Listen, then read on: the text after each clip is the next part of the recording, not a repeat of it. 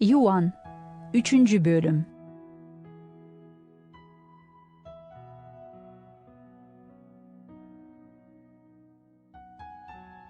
Fariseylerin arasında vardı bir adam, adı Nikodim, bir Yahudi öndürücüsü.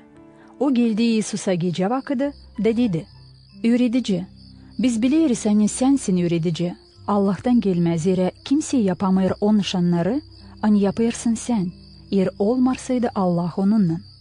İsus dedi ona, Doğru söylerim sana. Hani her bir adam doğmarsaydı yeniden, yok nasıl görsün Allah'ın padişahlığını." Nikodim dedi, "Nasıl var kolay doğusun yeniden bir ihtiyar adam? Acaba var mı nice o yeniden doğusun kendi anasından?" İsus cevap etti, Doğru söylerim sana.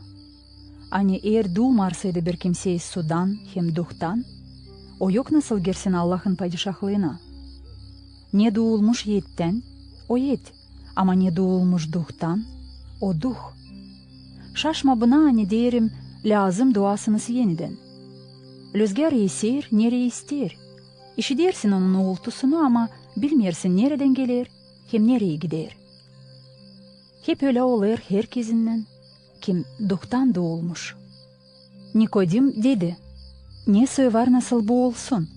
İsus cevap etti ona, "Sen İsrail'in öğreticisi bunu mu bilmersin?" Doğru söylerim hani biz laf ederiz ne biliriz, hem şahitlik ederiz ne gördük. Ama siz kabul etmiyorsunuz bizim şahitlığımızı. Laf ederim yerdeki işler için da inanmıyorsunuz.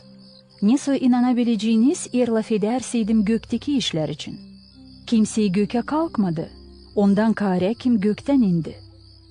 Budur Adamoğlu hani gökte. Nice Moisey kaldırdı yılanı çoğu yerde, hep öyle lazım kaldırılsın Adamoğlu da, ki kim inanacak ona, kaybelmesin ama diveç yaşasın. Zira Allah öyle pek sevdi bu dünyayı hani verdi biricik oğlunu, ki herkesi, kim inanacak ona, kaybelmesin ama diveç yaşasın.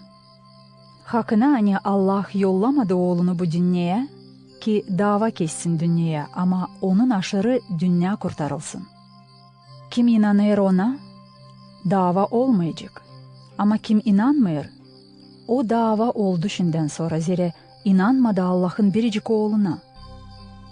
Dava tutunur bundan hani aydınlık geldi bu dünyaya. Ama insan ta pek sevdi karanlığı ne kadar aydınlığı. Zira onların işleri kötüdür. Zira herkes kim fena yapıyor, az etmiyor aydınlıktan hem gitmiyor aydınlığa ki açılmasın fena yaptıkları. Ama kim yaşayır aslılığa göre, o gelir aydınlığa görünsün diye yaptıkları. Hani Allah'ın kuvvetinden yapılı.